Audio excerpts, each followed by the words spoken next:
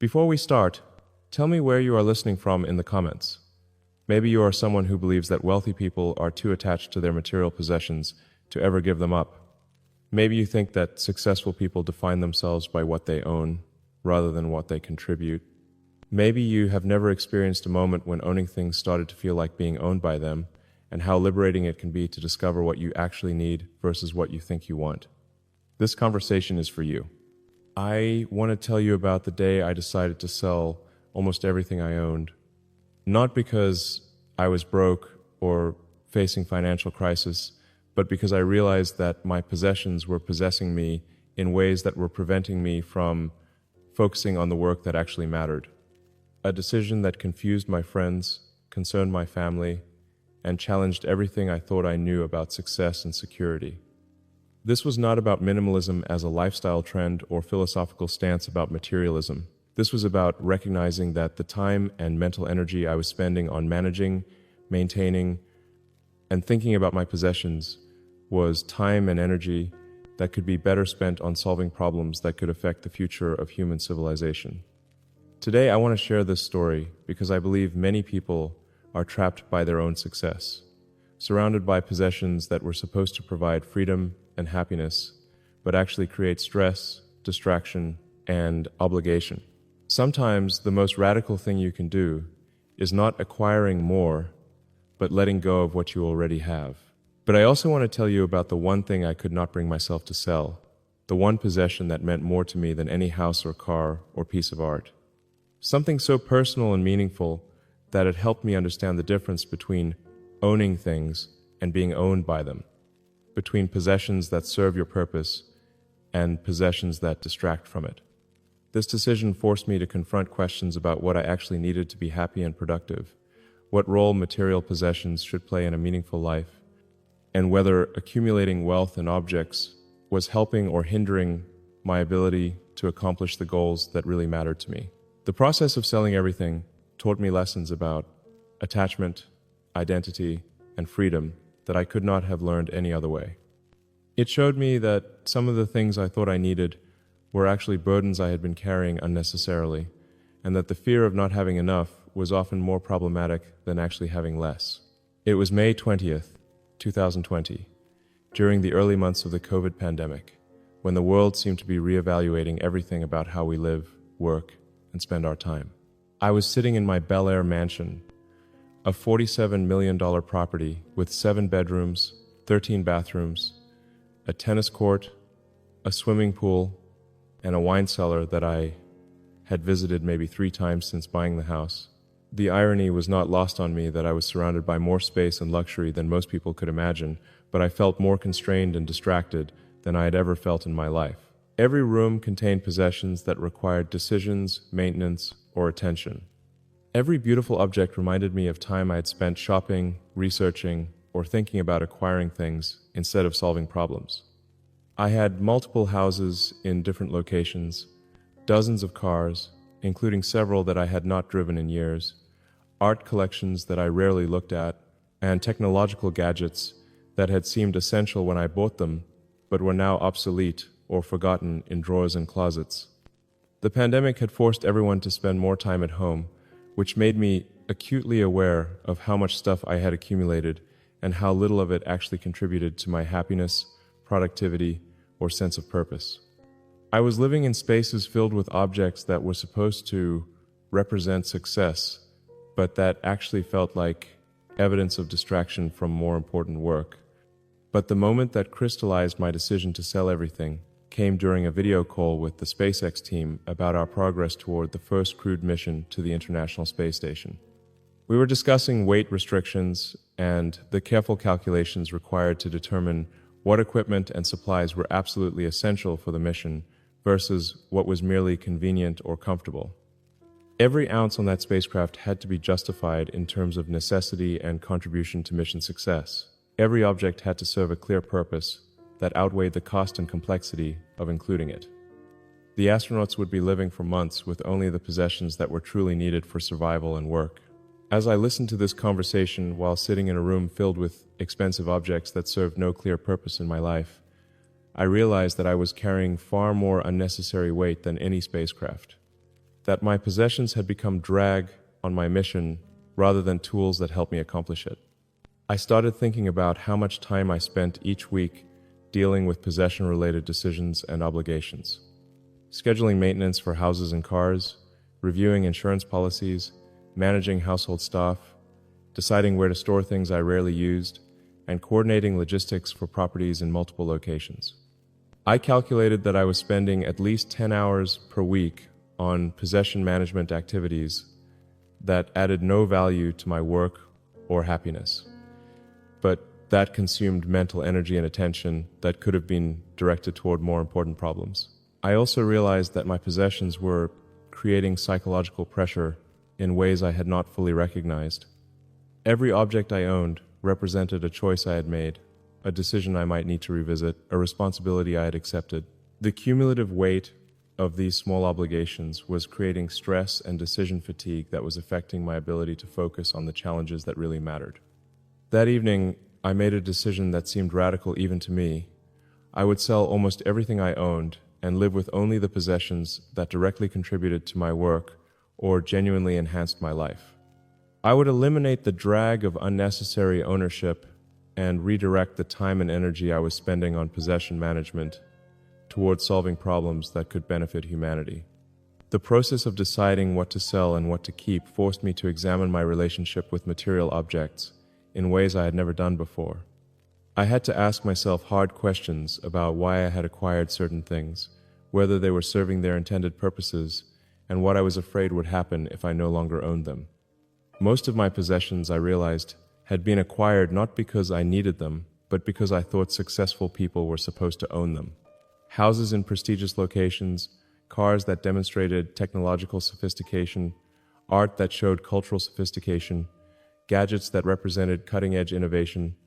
But when I honestly evaluated how these possessions affected my daily life, I had to admit that most of them created more burden than benefit. They required maintenance, security, insurance, and management that consumed resources without providing corresponding value. I started with the obvious excess: houses I rarely used, cars I never drove, gadgets I'd forgotten about. But as the process continued, I found myself questioning possessions that I had considered essential. Did I really need a house with 13 bathrooms? Did owning multiple properties actually make my life better or just more complicated? The sales process took over a year to complete. I worked with real estate agents, auction houses, and private buyers to find new homes for possessions that had once seemed important, but that I was discovering I could live without. Each sale was an experiment in letting go. I would sell something, wait to see if I missed it or needed it, and almost invariably discover that I felt lighter and more focused rather than deprived or regretful. The houses were the most significant decisions. Selling the Bel Air mansion meant giving up a symbol of success that I had worked years to afford, but it also meant eliminating the time and mental energy I spent thinking about property taxes, maintenance schedules, security systems, and all the other complexities that come with owning expensive real estate. The cars were easier to release because I realized that I had been collecting them more as objects of appreciation than as tools for transportation. Most of them sat in garages, while I used the same few vehicles for my actual driving needs. The art and collectibles were somewhere in between. Some pieces had genuine personal meaning, but many had been acquired as investments or status symbols rather than for aesthetic or emotional value. But throughout this process, there was one possession that I could not bring myself to sell, one object that felt different from all the others in ways that helped me understand what ownership should actually mean. It was a guitar, not an expensive vintage instrument or a collectible that represented financial value, but a simple acoustic guitar that I had bought 15 years earlier during one of the most stressful periods of building Tesla and SpaceX. I had purchased it almost impulsively during a brief break between 18-hour workdays, thinking that learning to play music might provide a different kind of mental stimulation and stress relief than the constant problem-solving that consumed most of my thinking. I was not naturally musical, and I had very little time to practice, but something about the physical act of creating sounds with my hands, the mental challenge of learning chord progressions, and the emotional release of playing simple melodies had become important to my psychological well-being in ways I had not anticipated. Unlike my other possessions, which I had acquired and then largely forgotten about, the guitar was something I actually used regularly, not expertly or publicly, but consistently and meaningfully as a tool for mental reset and creative expression that was completely different from my work activities. When I picked up the guitar after long days of thinking about rocket engineering or battery technology, my mind would shift into a different mode that was both relaxing and stimulating. The focus required to coordinate my fingers with musical patterns gave my analytical mind a break while engaging creative capacities that were not utilized in business or technical work. The guitar had also become associated with some of my clearest thinking about difficult problems. There was something about the combination of physical activity, creative expression, and mental relaxation that often led to insights about challenges I had been struggling with in my professional work. I had solved engineering problems while playing simple chord progressions, developed business strategies while practicing scales, and gained perspective on personal relationships while working through melodies that expressed emotions I had difficulty articulating in words. But more than its practical utility, the guitar represented something about the kind of person I wanted to be and the kind of life I wanted to live. It reminded me that achievement and contribution were important, but so were beauty, creativity, and the simple pleasure of making something with your hands. When I considered selling the guitar along with everything else, I realized that it was not just an object but a practice, a connection to parts of myself that were not defined by business success or technological innovation. It was one of the few possessions that actually added value to my life rather than complexity. The guitar also helped me understand the difference between owning things and being owned by them. My houses and cars and gadgets had owned me in the sense that they required constant attention, decision-making, and resource allocation. But the guitar was something I truly owned because it served my purposes without creating obligations or distractions. This distinction became a filter for evaluating which possessions were worth keeping and which were worth releasing. Objects that served clear purposes and enhanced my life without creating excessive demands could stay. Objects that existed primarily as symbols, investments, or evidence of success could go. The process of selling almost everything I owned was surprisingly liberating. Each possession I released felt like removing weight I had not realized I was carrying. The mental space that had been occupied by possession management became available for more important thinking and decision-making. I discovered that I had been operating under unconscious assumptions about what successful people were supposed to own and how wealth should be displayed. Releasing those assumptions allowed me to make decisions based on actual utility and personal meaning rather than external expectations or social signaling. The financial proceeds from the sales were reinvested in Tesla and SpaceX, funding research and development that could contribute to sustainable transportation and space exploration rather than sitting in the form of unused houses and cars that benefited no one. But the more important benefit was psychological. Living with fewer possessions meant making fewer possession-related decisions, spending less time on possession management, and having more mental bandwidth available for the work that actually mattered to me. I moved into a smaller rented house near the SpaceX facility in Texas, a decision that seemed incomprehensible to people who could not understand why someone would choose to rent when they could afford to buy, or why anyone would downsize when they had the resources to live in luxury. But the rented house provided everything I actually needed: space to work, privacy for family time, and proximity to my most important professional activities. It eliminated the maintenance, insurance, property taxes, and management complexity that had been consuming time and attention without providing corresponding benefits. The guitar came with me to the new house, where it sits in my home office as a reminder of the difference between possessions that serve your purpose and possessions that distract from it. It represents the principle that ownership should be intentional rather than automatic, meaningful rather than symbolic. Playing the guitar still provides the same mental reset and creative stimulation that it did 15 years ago. The difference is that now it exists in a context of intentional simplicity rather than unconscious accumulation. It is not competing for attention with dozens of other objects, but is valued for what it actually contributes to my life. The decision to sell almost everything also influenced how I think about acquisition going forward. Before making any significant purchase, I ask myself questions that I never asked before. Does this object serve a clear purpose that cannot be served by something I already own? Will owning this thing require time and attention that could be better spent on more important activities? Am I buying this because I need it or because I think successful people are supposed to own it? These questions have prevented me from reaccumulating possessions that would have recreated the same problems I solved by selling everything in the first place. They have helped me maintain the psychological and practical benefits of living with intentional simplicity. The experience also changed my understanding of wealth and what it means to use financial resources effectively.